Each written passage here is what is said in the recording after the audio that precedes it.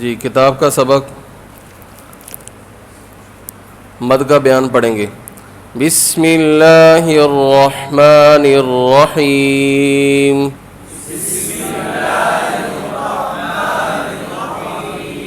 جی مد کا معنی کیا ہوتا ہے؟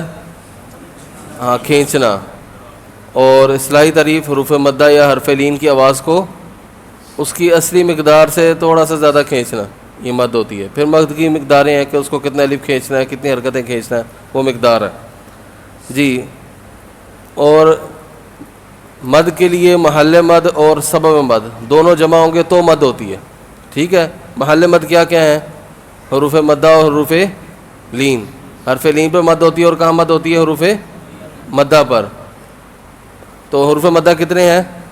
3. کون کون سے؟ الف مدہ، واو مدہ، یا مدہ. اور حروف لین 2، واو یا. اور سبب مد کتنے ہیں؟ وہ بھی 3 ہیں. کتنے ہیں؟ 3. حمزہ، سکون، شد. کون کون سے ہیں؟ سکون، شد. جی بعض جگہ 2 لکھے ہوتے ہیں، آسانی کے لیے آپ کو 3 بتا دیے تو آپ کو آسانی سے یاد ہو جائے. جی اب مد اصلی کسے کہتے ہیں؟ حروف مدہ کو کہتے ہیں. حروف مد اصلی کسے کہتے ہیں؟ حروف مدہ کو. ٹھیک ہے. اور مد فرعی اس کی 9 قسمیں ہیں. کتنی قسمیں ہیں؟ 9 قسمیں ہیں. یہ ساری مد متصل، منفصل جو ہم آگے پڑھیں گے ہم، وہ ساری مد فرعی ہیں. تو ایک ہم سبب لیں گے اور پھر اس کو محل کے ساتھ ملائیں گے تو مد کی قسم بن جائے گی. تو اس کے نام بتاتے جائیں گے تو مد فرعی کی 9 قسمیں پوری ہو جائیں گی. جی مد کے سبب کتنے بتایا تھے میں نے؟ 3. پہلا کون سا بتایا تھا؟ حمزہ.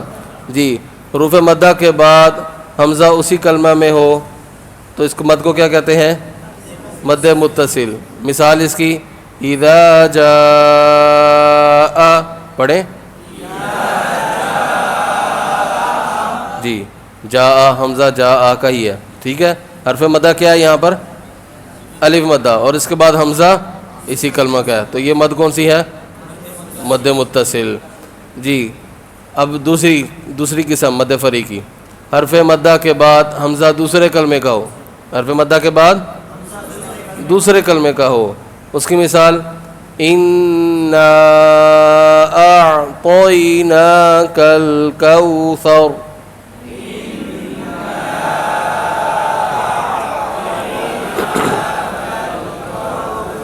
جی یہاں پر حروف مدہ کون سا ہے؟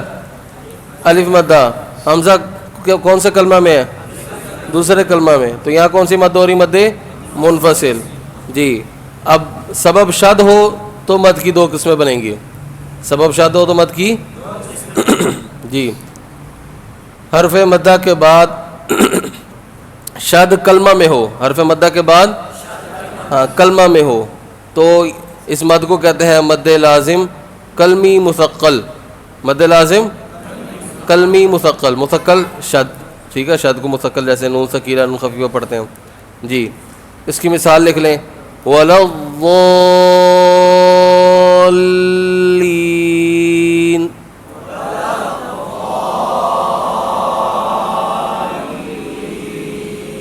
ابھی نورانی کہتے ہیں کہ تختی نمبر 16 پڑھیں گے، اس کے اندر مثالیں ہی مثالیں ساری. ایک مثال لکھ لیں.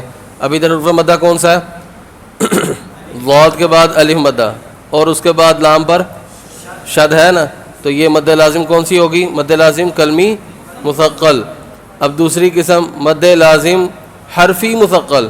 مد لازم حرفی مثقل. حروف مدہ کے بعد شد حروف مقطعات میں ہو. شد کہاں ہو؟ اس کا نام بھی مد لازم حرفی ہے نا. تو حروف مقطعات میں جیسے الف لام میم. پڑھیں.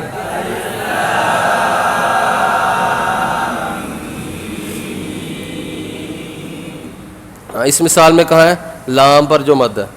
لام پہ لام زبر الف لا، یہ الف مد ہے. ٹھیک ہے.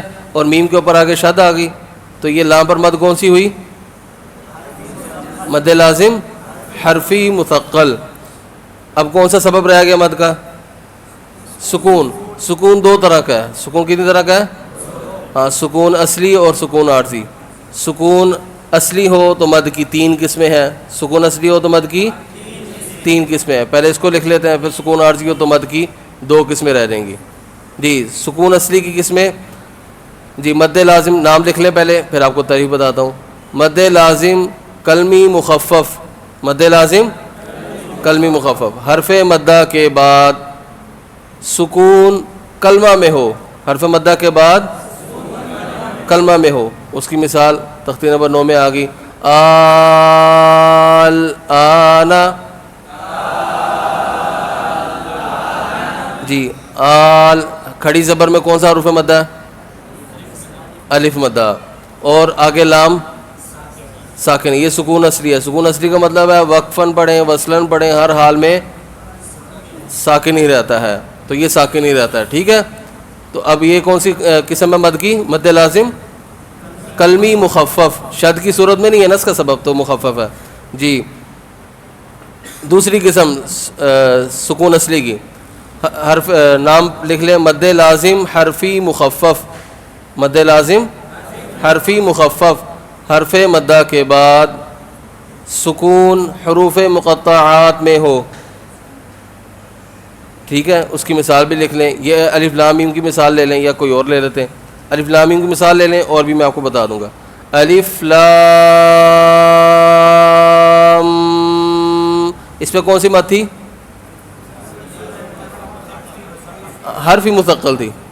اب میم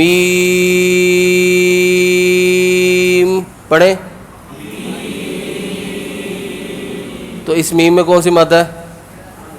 مد لازم حرفی مخفف, میم زیر یا می, یہ یا مد ہے, اور اس کے بعد میم ساکن, آگے شد تو نہیں ہے نا, تو یہ کون سی مد ہے؟ مد لازم حرفی مخفف. قاف پڑھیں, جی کاف ہا یا,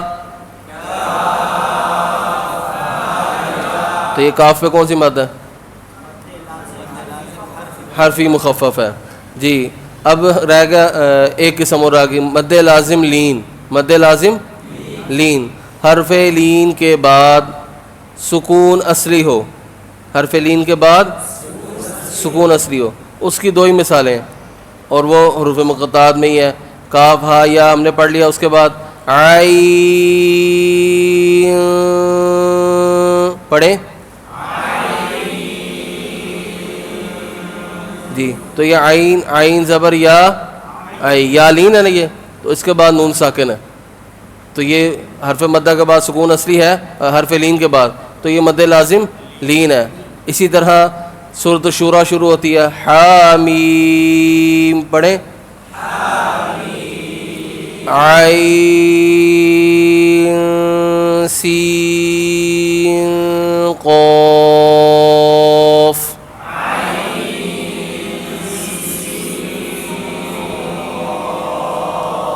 جی عین پہ کون سی مد ہے؟ مد لازم لین, شاباش.